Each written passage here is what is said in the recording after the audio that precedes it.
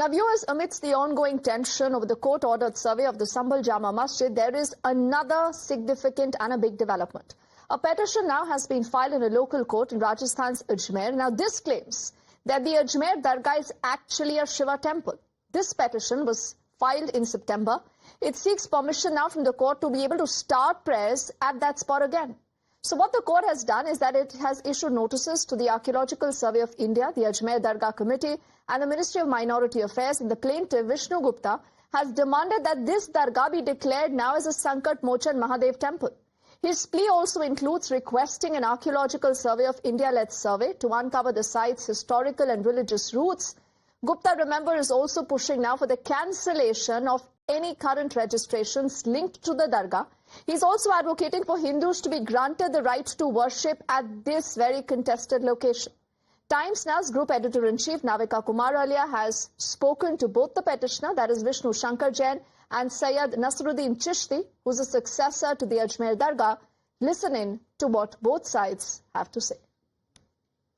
Let's go across to Vishnu Gupta, the petitioner in the case, and Sayyid Nasruddin Chishti, the successor of the Ajmer Dargah head. हमारे साथ जुड़ने के लिए विष्णु गुप्ता जी आपका और सईद नसीरुद्दीन चिश्ती साहब आपका बहुत बहुत धन्यवाद और शुक्रिया। विष्णु गुप्ता जी, मैं आपसे पहले पूछना चाहती हूं, ऐसा कौन सा ठोस सबूत है आपके पास जिसके बेसिस पर आपने कोर्ट में गुहार लगाई है कि इस अजमेर दरगाह के नीचे एक शिवजी का मंदिर है?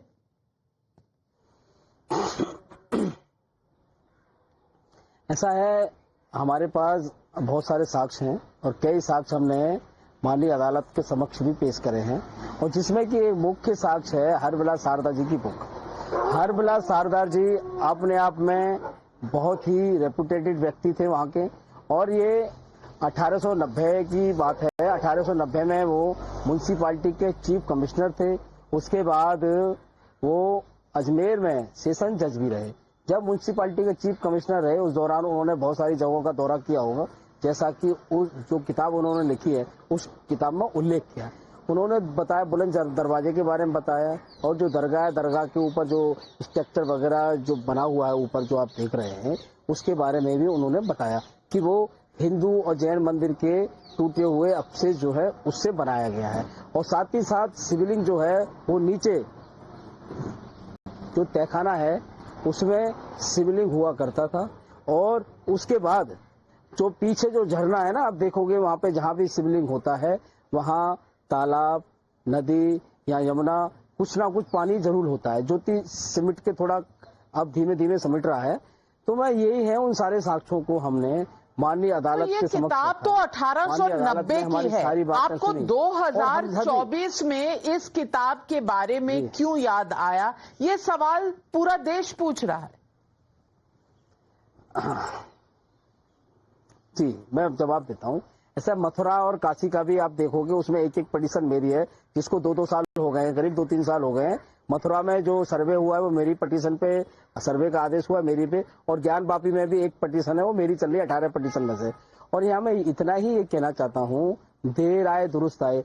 जो काम हमारे पूर्वज नहीं कर पाए, उनसे छूट गया, यदि मैं करता हूँ तो उसमें मुझसे ही सवाल जवाब किए जा रहे, कितना देर क्यों? भाई हमारे पूर्वजों में, या मान लीजिए कि कोर्ट जाने की क्षमता नहीं हो, या उनमें उस समय कोर्ट जाने का मन नहीं है या सोचा नहीं है। भाई कानून में राइट तो दिया है, हम कानून में जो संविधान ने हमें राइट दिया है, हम उस राइट को, और संविधान में जो राइट है, उस फंडामेंटल जो हमारा अधिकार बनता है, उसके तहत ही हमने कोर्ट में याचिका मूव की है। हमने कोई गलत काम नहीं किया है। और माननीय अदालत ने भी, जो आप मैडम आप जो सवाल पूछ रही हैं, वो अदालत ने भी मुझसे यही सवाल पूछा कि भाई इतने समय हो गया, उसके बाद ये कैसे? मैंने अदालत से बोला कि मेरी उम्र, मेरा तो जन्म 1984 का है, मेरी तो 40 साल उम्र है। जैसे जैसे मैं बड़ा हुआ, मैंने देखा, पढ़ना देखा, माहौल देखा, अपने इतिहास को भी पढ़ा कि कैसे कैसे हमारे मठ मंदिरों को तोड़कर वहां पे दूसरे धर्म की इबादतगाह खड़ी कर दी गई है। जैसा कि आप तो चलिए ज्ञानवापी मैं में देखिए, चिश्ती जी से मथुरा में पूछती हूँ, देखिए, नसीरुद्दीन और चिश्ती जी, नालंदा विष्णु विश्वविद्यालय गुप्ता जी देखिए। कह रहे हैं कि देर आए दुरुस्त आए, पहले किसी ने नहीं उठाया तो अब उठाने में क्या दिक्कत है? संविधान के तहत उन्हें ये हक है कि ये सवाल वो कोर्ट में जाकर उठा सके।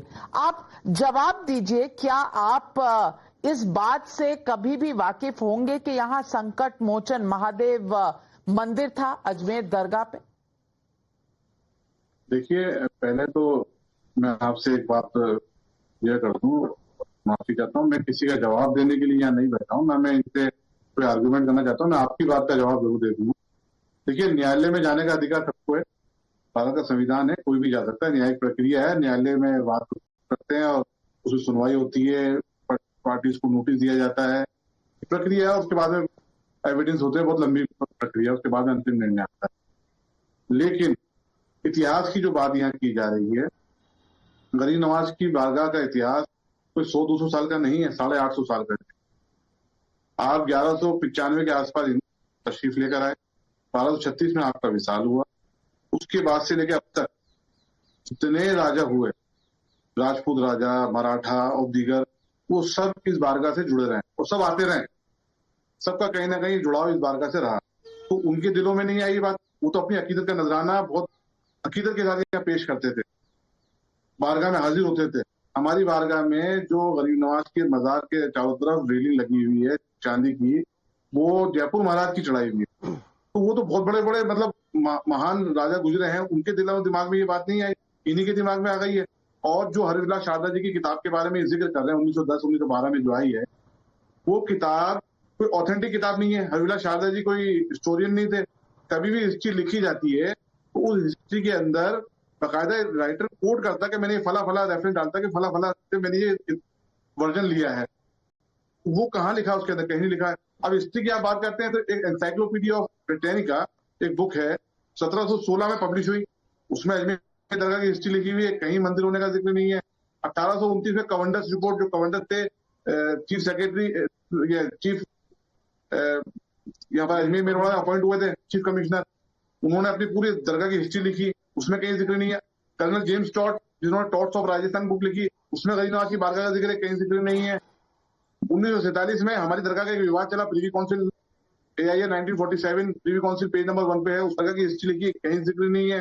1961 में हमारा विवाद चला एक दरगाह का, जो फुल बेंच का जजमेंट है सुप्रीम कोर्ट ऑफ इंडिया का, AIR 1961 जो पेज नंबर 14 पे रिपोर्टेड है, उस दरगाह की हिस्ट्री लिखी, कहीं जिक्र नहीं है। इसके अलावा जो दरगाह ख्वाजा साहब एक्ट बनाया गया, उस वक्त उससे पहले दरगाह की माल एडमिनिस्ट्रेशन की पूरी इंक्वायरी कराई गई। जस्टिस गुलाम हसन जो इलाहाबाद हाई कोर्ट के जज थे, उन्होंने इंक्वायरी कमेटी रिपोर्ट प्रस्तुत करी, उसमें उन्होंने पूरी दरगाह की हिस्ट्री लिखी, कौन सी तामीर कब हुई, कौन सी इमारत कब बनी, कैसे हुआ, उसमें कहीं जिक्र नहीं है। अब उसके अलावा आप आए कि हमें ज्वाइंट पार्लियामेंट्री कमेटी 2002 के अंदर जेपीसी बैठी थी वक्फ के ऊपर, उसमें अजमेर दरगाह भी आई थी जेपीसी, उसमें ज्वाइंट पार्लियामेंट्री कमेटी ने 20 दिसंबर 2002 को अपनी रिपोर्ट पेश करी, उसमें भी दरगाह का ब्रीफ दिया हुआ है, हिस्ट्री दी, उसमें कहीं जिक्र नहीं है।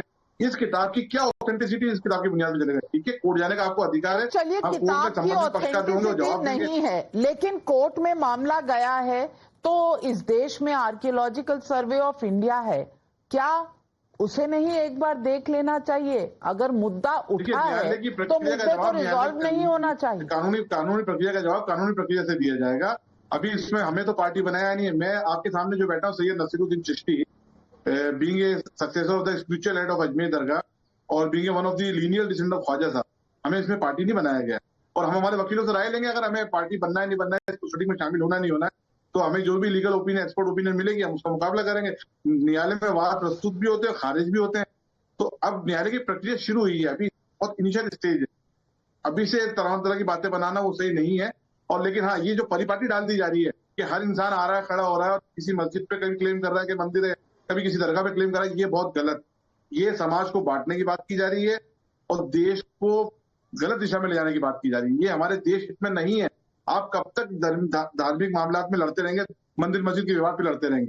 देखिए, जो 100-150 साल पुराने विवाद हैं, ये जो बात, ये 47 से पहले की विवाद जो बताई है, उनमें जो डिसीजन आता है, कोर्ट में जाने का अधिकार है सबको, कोर्ट में जा रहे हैं, जब कोर्ट के आदेश तो सबको मानेंगे ना, कोर्ट का आदेश। और आपने जितनी भी हिस्ट्री की बात कही, मैं आपकी बात का समर्थन करता हूं, ऐसी बात नहीं है। और मैं जो चिश्ती साहब हैं मैं उनका भी सम्मान करता हूं, मैं आपका भी सम्मान कर रहा हूं, लेकिन जो सच्चाई है सच्चाई तो छुप नहीं सकती। जो शारदा जी हैं उन्होंने, आप बोले हो कि कहीं किसी बुक का रेफरेंस होना चाहिए, एक व्यक्ति ने खुद अपनी आंखों से जाके देखा है, क्या उसकी बात का भरोसा नहीं? यदि आप उसकी बात का भी भरोसा नहीं करते हैं तो कोर्ट एक बार सर्वे का आदेश दे देगा, सर्वे हो जाए, गुप्ता जी, बात खत्म हो जाएगी, दूध का दूध और पानी का मैं पानी हो आपको जाएगा। फिर और क्या पूछना आपत्ति है चाहती किसी हूँ, राजस्थान टूरिज्म की जो वेबसाइट है वो अजमेर दरगाह को कहती है कि अजमेर शरीफ जो है वो प्रोमिनेंट प्लेसेस हैं राजस्थान में और ये मुसलमानों की बहुत होली साइट मानी जाती है, तो हम क्यों राजस्थान सरकार की जो वेबसाइट है उसको ना माने, हम क्यों किसी किताब को माने? ये भी तो सवाल उठ सकता है विष्णु जी। ऐसा है, इसीलिए हम कोर्ट में गए हैं। आप राजस्थान सरकार की ही बात मानो और जो सेंट्रल गवर्नमेंट की बात मानो। अब हम ये कहना चाह रहे हैं, यहाँ पे हम कोर्ट गए क्यों हैं? हमने कुछ साक्ष्य पेश करे हैं कि सरकार तो ये भी बताती है कि ताजमहल शाहजहां ने बनवाया, मैंने एक आरटीआई लगाई है, उसमें बोल रहे हैं कि अनुसंधान जारी है। अभी कहीं से कोई पता नहीं है कि ताजमहल किसने बनवाया, लेकिन एक इतिहासकार है जिनका नाम है मिस्टर देसाई, उनकी किताब का रेफरेंस दे देते हैं कि यहाँ लिखा है शाहजहां ने बनवाया था। तो ताजमहल को शाहजहां ने बनवाया ये बता रहे हैं ना, लेकिन अभी आरटीआई लगाओ, जवाब मेरे पास है, वो बोलेंगे अनुसंधान चल रहा है, पता नहीं है, लेकिन पहले ही घोषित कर दिया है। हमने उसके खिलाफ भी पिटीशन डाली है। तो देश में क्या चल रहा है सबको पता है, कैसे कैसे कानून बनाए गए हैं कांग्रेस के समय में, ये भी आप देख रहे हैं। मैं यहाँ सिर्फ इतना यही कहना चाहता हूँ, जो पहले हुआ मैं देख रहा हूँ। 800 साल का इतिहास की बात कर रहे हैं, 800 साल से पूर्व क्या था? अजमेर जो है पृथ्वीराज चौहान जी की जन्मस्थली है। उस समय ख्वाजा साहब आए या नहीं आए? भाई साहब बताएंगे, बैठे हुए। ख्वाजा साहब 800 साल पहले आए, उस समय यहाँ पे पृथ्वीराज चौहान थे या नहीं थे? और जिस व्यक्ति ने इस ख्वाजा साहब की दरगाह को बनाया, उस व्यक्ति का आप नाम बताओ, मैं आपको बता दूं, क्लियर कर दूंगा। उस व्यक्ति जो खिलजी है, खिलजी ने जलाए, नालंदा विश्वविद्यालय जलाया, बात बोल करके और आपसे अजमेर में ही मैं बता रहा हूँ, 2.5 दिन का झोपड़ा, फैक्ट बता रहे हैं कि पृथ्वीराज चौहान यहाँ पर थे और जब ये दरगाह बनी 800 साल पहले तो खिलजी ने, सुनो पहले मेरी बात जी, अरे खिलजी ने बनाया, सब तोड़ दिए। तो अगर खिलजी ने बनाया तो यानी कि उससे पहले यहाँ पर जब पृथ्वीराज चौहान थे तो कुछ ना कुछ वहां होगा। अगर ये सवाल उठता है तो क्या ये सवाल भी गलत है? देखिए, हमारे यहाँ फिलहाल अजान हो रही है, मैं ज्यादा बोलना बस इस बात का जवाब दे दीजिए। जवाब पूरा करने में अजान की बात। मैं आपकी बात का सम्मान करता हूँ। 800 साल पहले क्या था? खिलजी साहब ने, खिलजी जो हैं जिन्होंने मठ मंदिर जलाए, नालंदा विश्वविद्यालय फूंक दिया, 2.5 दिन का झोपड़ा जो मस्जिद 2.5 दिन में बना दी, जो कि आर्कियोलॉजी सर्वे का वहां बोर्ड लगा हुआ है कि ये खिलजी ने तोड़ के बनाया है। क्या उस व्यक्ति ने हमारा महादेव का मंदिर छोड़ा होगा? जवाब दो मुझे। विष्णु गुप्ता जी, छोड़ा होगा या नहीं होगा इस पर तो तय नहीं हो सकता ना, आपके पास भी ठोस सबूत होना चाहिए। और ठोस सबूत तो कल रोज सुबह उठकर कोई कोर्ट चला जाएगा और कहेगा यहाँ मस्जिद पर, हमारी दरगाह पर कुछ ना कुछ मंदिर था। तो इस देश में हर जगह की तो इस तरह से तहकीकात नहीं हो सकती और टाइटल नहीं सेटल हो सकता ना। कोर्ट मैडम, कोर्ट संविधान देखता है ना। कोर्ट के आप साक्ष्य लाए, यदि मेरे साक्ष्य गलत हो कोर्ट मुझ पर फाइन लगाए, कोर्ट मुझे जेल भेजे। यदि मैं कुछ गलत फैक्ट वहां पेश कर रहा हूं तो आप जाइए मेरे खिलाफ कानूनी कार्रवाई कराइए। चलिए, मैं ऐसी बात नहीं है। चिश्ती जी, मैं अपने जवाब देता हूँ। देखिए, मैं भाई साहब से आर्ग्यूमेंट करने नहीं आया था यहाँ पर, मुझे नहीं मालूम था कि आप डिबेट में बैठा रहे। दरगाह जब गरीब नवाज शरीफ आए ना, तो ये पूरा खुला मैदान, और खुले मैदान के अंदर ऊंट बंधा करते थे। वो तारीखी किस्सा है, इसमें लिखा हुआ किताबों में। ऊंट बंधा करते थे पृथ्वीराज चौहान, ये शत्रु खाना कहलाता था।